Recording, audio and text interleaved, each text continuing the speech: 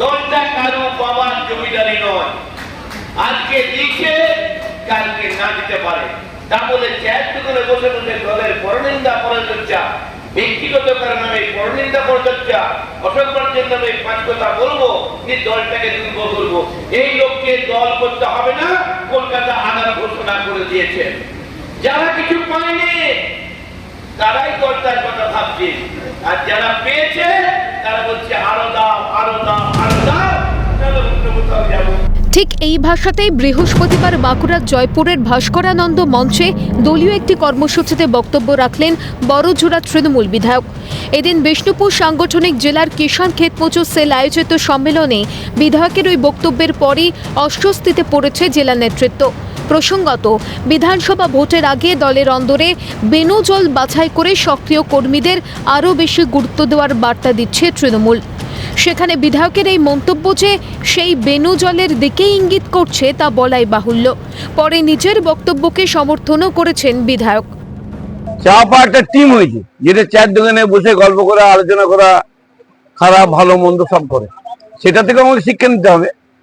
কিন্তু যারা কিছু পায়নি তারা দলটা খুব সুন্দরভাবে করছে, আর একটা টিম আছে, খুব পরিষ্কার টিম, যেটা আপনি ধরতে পারবেন না, আমি ধরতে পারবো না, শুধু কানে ভেসে আসবে এই দলের দু এক জায়গায় বদনাম করছে।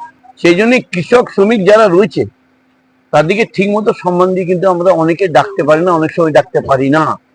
সেই যে ভুল করেছে সেই ভুলটার থেকে শুধরে নিয়ে আজকে বাঁকুড়া জেলার বিশেষ করে বিষ্ণুপুর সাংগঠনিক সবাইকে ডাকা হয়েছে। বিধায়কের প্রকাশ্যে এহেন মন্তব্যে স্বাভাবিকভাবেই অস্বস্তিতে থাকা জেলা নেতৃত্ব কোনো প্রতিক্রিয়া দিতে চায়নি।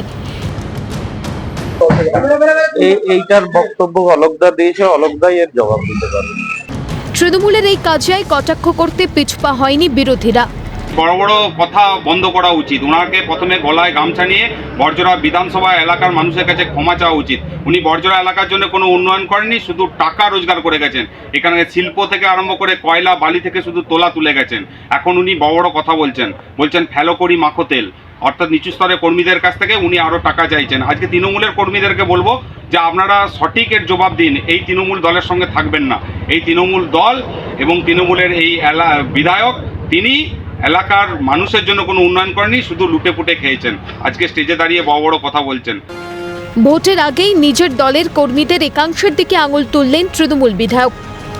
এর অর্থ কি এই দাঁড়াচ্ছে না যে দলনেত্রীর একজোট হয়ে দুর্নীতির বিরোধিতা করে ব্যক্তিগত স্বার্থ ভুলে মানুষের হয়ে কাজ করার বার্তা তৃণমূল স্তরের নেতাকর্মীদের কর্ণগোচর একেবারেই হচ্ছে না?